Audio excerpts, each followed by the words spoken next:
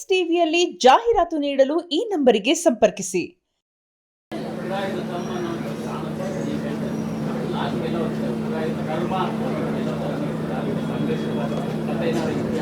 ಇಲ್ಲ ಅನ್ಸುತ್ತಪ್ಪ, ಏನೋ ಗೊತ್ತಿಲ್ಲ ಸದ್ಯಕ್ಕೆ.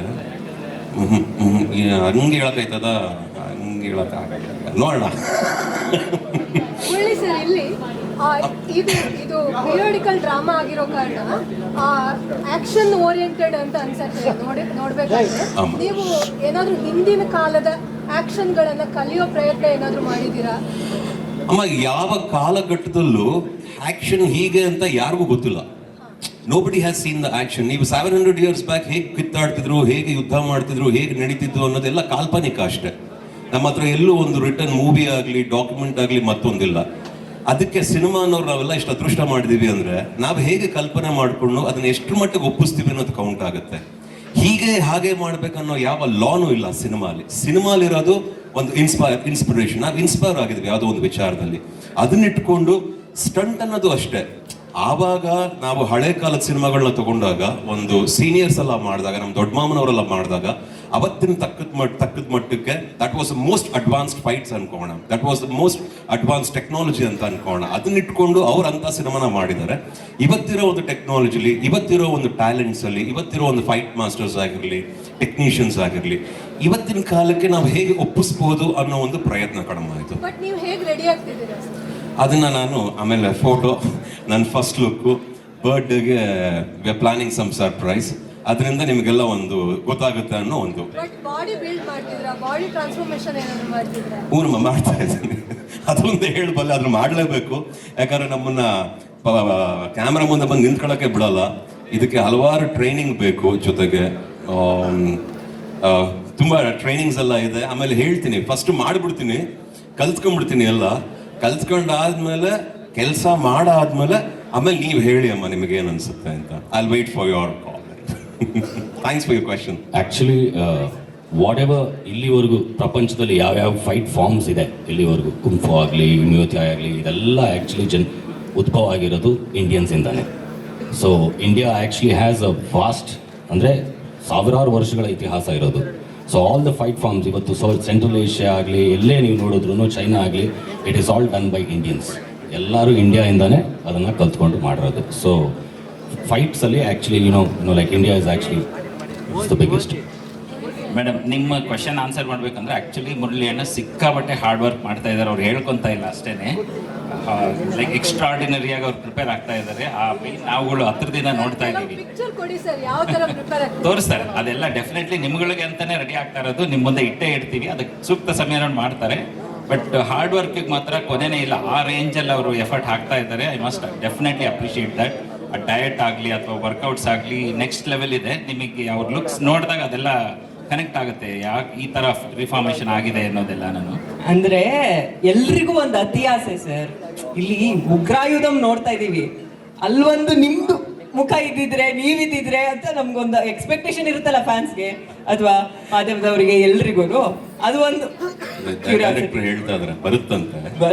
ಬರುತ್ತಂತೆ ಕೊಡ್ತಾರಂತಮ್ಮ, ತೋರಿಸ್ತಾರಂತೆ. ಆಮೇಲೆ ಎಲ್ಲ ರೆಡಿ ಮಾಡ್ಕೊಂಡು, ಅಮ್ಮ ದೊಡ್ಡ ವಿಷಯನೇ ಅಲ್ಲ, ನಾನು ಇಷ್ಟು ಕಷ್ಟಪಡ್ತಾ ಇದ್ದೀನಿ, ನಾನು ಅಷ್ಟು ಕಷ್ಟಪಡ್ತಾ ಇದ್ದೀನಿ, ನಾನು ಇಷ್ಟು ಬೆವರು ಸುರಿಸ್ದೆ, ನಾನು ಇಷ್ಟು ರಕ್ತ ಸುರಿಸ್ದೆ, ನನಗೆ ಹಿಂಗಾಯ್ತು ಹಂಗಾಯ್ತು.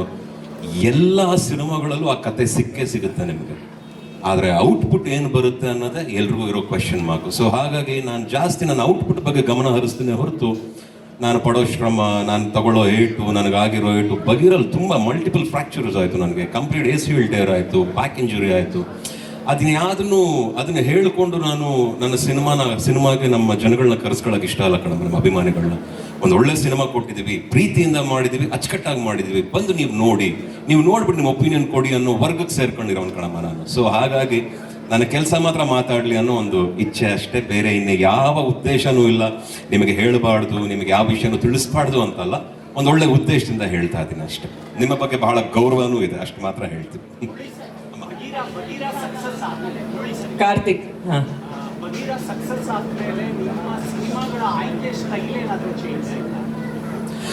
ಇಲ್ಲ ಆಯ್ಕೆಗಳು ಚೇಂಜ್ ಆಗಲ್ಲ. ಒಳ್ಳೆ ಕತೆಗೆ ಮಾತ್ರ ಎಲ್ಲರೂ ಇಷ್ಟಪಡೋದು. ಸೊ ಹಾಗಾಗಿ ಒಳ್ಳೆ ಕತೆಗಳನ್ನ ಮಾತ್ರ ಆಯ್ಕೆ ಮಾಡ್ಕೋತಾ ಇದ್ದೀನಿ.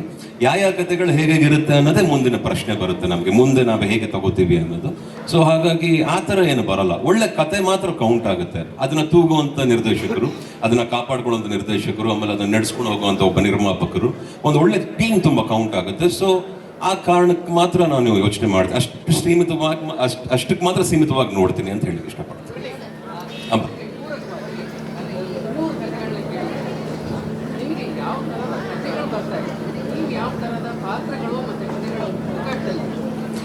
ಪಾತ್ರಗಳು ನನಗೆ ಬಹಳ ಆಸೆ ಇದೆ. ಎಲ್ಲಾ ತರ ಪಾತ್ರಗಳು ಮಾಡಬೇಕು, ಎಲ್ಲಾ ತರ ಪಾತ್ರಗಳು ನಾನು ಟ್ರೈ ಮಾಡಬೇಕು, ಟಚ್ ಮಾಡಬೇಕು ಅಂತ. ಬಟ್ ಏನಾಗುತ್ತೆ, ಅದ್ರ ತಕ್ಕಂತೆ ಕತೆಗಳು ಕೂಡ ಬರಬೇಕು. ಈಗ ತಗೊಂಡ್ ಬಂದಿರೋ ಕತೆಗಳು ನನಗೆ ಇಷ್ಟ ಆಗಿಲ್ಲ ಅಂತಲ್ಲ, ಬಹುಶಃ ನಮ್ಮ ಕೈಲಿ ಮಾಡೋಕ್ಕಾಗಿಲ್ಲ ಆ ಕತೆಗಳನ್ನ. ನಾನು ಮಾಡಿದ್ರೆ ಅದು ಸರಿಗಿರುತ್ತೋ ಇಲ್ವೋ ಅಂತ ನನಗೆ ಒಂದು ಡೌಟ್ ಇತ್ತು. ಮೋರ್ ದನ್ ಎನಿಥಿಂಗ್, ಪಾಪ ಎಲ್ಲ ನಿರ್ದೇಶಕರಾಗಿರ್ಲಿ, ಕತೆಗಾರರಾಗಿರ್ಲಿ, ಒಂದು ಒಳ್ಳೆ ಪಿಕ್ಚರ್ ಮಾಡಬೇಕು ಅಂದ್ರೆ ಕತೆ ತಗೊಂಡ್ಬಂದಿರ್ತಾರೆ. ಸೊ ಹಾಗಾಗಿ ನೋ ಕಂಪ್ಲೇಂಟ್ಸ್. ಆ ಕತೆಗಳು ಬಹುಶಃ ಡೆವಲಪ್ ಆದಾಗ, ಕಾಲ ಕೂಡಿದ್ರೆ ಅದರಲ್ಲಿರೋ ಒಂದು ಒಳ್ಳೆ ಕತೆಗಳನ್ನೂ ಆಯ್ಕೆ ಮಾಡ್ಕೋತೀವಿ. ಸೊ ಹಾಗಾಗಿ ಬೇರೆ ಎಲ್ಲ ಮ್ಯಾಟ್ರ್ ಆಗಲ್ಲ ಅನ್ಸುತ್ತೆ. ಬರೀ ಒಂದು ಕತೆ ಬಹಳ ಮುಖ್ಯವಾಗುತ್ತೆ. ನಾನು ಆ ಪಾತ್ರಕ್ಕೆ ನಾನು ಸೂಟ್ ಆಗ್ತೀನ. ಜನಗಳಿಗೆ ರೋರಿಂಗ್ ಸ್ಟಾರ್ ಆಗಿರ್ಬೋದು, ನಿಮಗೆಲ್ಲ ಸೂಪರ್ ಸ್ಟಾರ್ ಆಗಿರ್ಬೋದು, ಆಕ್ಟರ್ ಆಗಿರೋದು ಮತ್ತೊಂದು ಆಗಿರ್ಬೋದು. ಬಟ್ ಒಂದು ಸಿನಿಮಾಗೆ ಅಂತ ಬಂದಾಗ ನಾವೆಲ್ಲ ಕಲಾವಿದರು. ಆ ಪಾತ್ರಕ್ಕೆ ನಾನು ಎಷ್ಟು ಅನುಗುಣವಾಗಿ, ನಾನು ಎಷ್ಟು ಸೂಟ್ ಆಗ್ತೀನಿ ಅಂತ ಬಹಳ ಕೌಂಟ್ ಆಗುತ್ತೆ. ಜೊತೆಗೆ ನನ್ನ ಹತ್ರ ಹೇಗೆ ನನ್ನ ಕೈಯಲ್ಲಿ ನನ್ನ ನಿರ್ದೇಶಕರಾದಂಥ ನಮ್ಮ ಡೈರೆಕ್ಟರ್ಸ್ ಅವರು ಹೇಗೆ ಕೆಲಸ ತಗೋತಾರೆ, ಪ್ರೊಡ್ಯೂಸರ್ ಹೇಗೆ ಒಂದು ಸಿನಿಮಾನ ಮಾಡಿಕೊಡ್ತಾರೆ ಅನ್ನೋದು ಮಾತ್ರ ಕೌಂಟ್ ಆಗುತ್ತೆ. ಸೊ ನನಗೆ ಅಷ್ಟು ಮಾತ್ರ ಇಂಪಾರ್ಟೆಂಟು. ನಾನು ಅಷ್ಟಕ್ಕೆ ಮಾತ್ರ ಇಂಪಾರ್ಟೆನ್ಸ್ ಕೊಡ್ತಾ ಇದ್ದೀನಿ. ಸರ್, ಬೇರೆ ಭಾಷೆಯ ಕತೆ ಏನಾದರೂ ಕೇಳಿದ್ರಿ ಸರ್? I'll come back. ಅಮ್ಮ,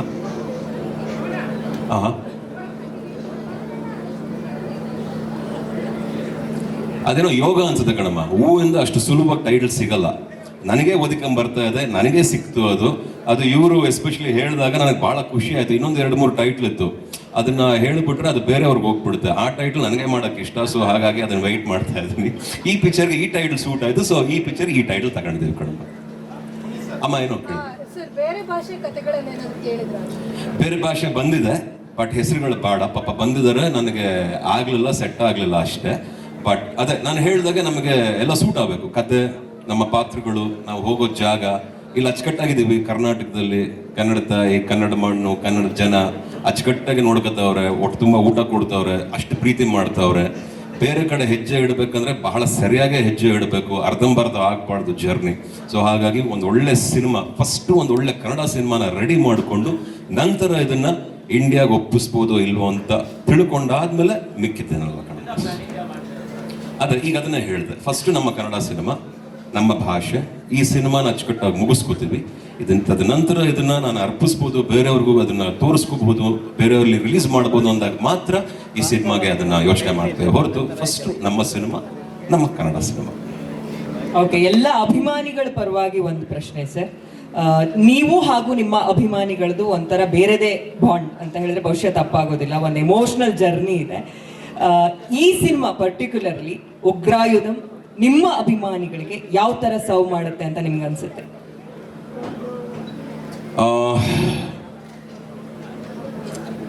ಇಷ್ಟಪಡ್ತಾರೆ, ಸಾಕು ಸದ್ಯಕ್ಕೆ ಅಷ್ಟು ಮಾತ್ರ ಹೇಳೋದು, ಬೇರೆ ಏನು ಹೇಳೋದು ಬೇಡ. ಒಳ್ಳೆ ಸಿನಿಮಾ ಅಂತೂ ಮಾಡ್ತಾ ಇದ್ದೀವಿ. ನಮ್ಮನ್ನ ಬೈಯೋ ಥರ ಆಗಿರಲಿ, ನನ್ನನ್ನು ಹೇಟ್ ಮಾಡೋ ಥರ ಆಗಿರಲಿ, ನಮ್ಮ ಹುಡುಗರಿಗೆ ನಾನು ಸಿನಿಮಾ ಕೊಡಲ್ಲ.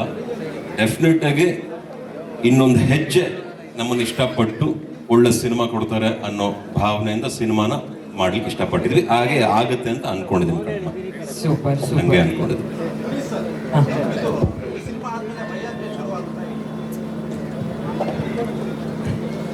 ಯುವ ರಣಧೀರ ಕಂಠೀರವ ಮಾಡಿರೋದು ಎಸ್ಪೆಷಲಿ ಗುರು ರಾಜ್ಕುಮಾರ್.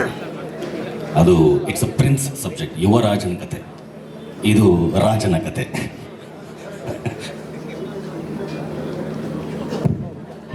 ಹೀರೋಯಿನ್ ಬಗ್ಗೆ ಕೇಳಿದ್ದಾರೆ. ಇಲ್ಲ, ಕನ್ನಡದವ್ರು ಯಾರು ಗೊತ್ತಿಲ್ಲ. ಆ್ಯಕ್ಚುಲಿ ಇನ್ನೂ ಫೈನಲ್ ಆಗಿಲ್ಲ, ಆಗುತ್ತೆ ಕನ್ನಡದವ್ರಿಗೆ. ಯಾಕೆಂದರೆ ಕನ್ನಡ ಮಾತಾಡೋದಕ್ಕೆ ಸ್ಪಷ್ಟನೇ ಇರಬೇಕು. ಹಿಸ್ಟಾರಿಕಲ್, ಪೀರಿಯಡ್ ಸಿನಿಮಾ ಮಾಡಬೇಕು ಅಂದರೆ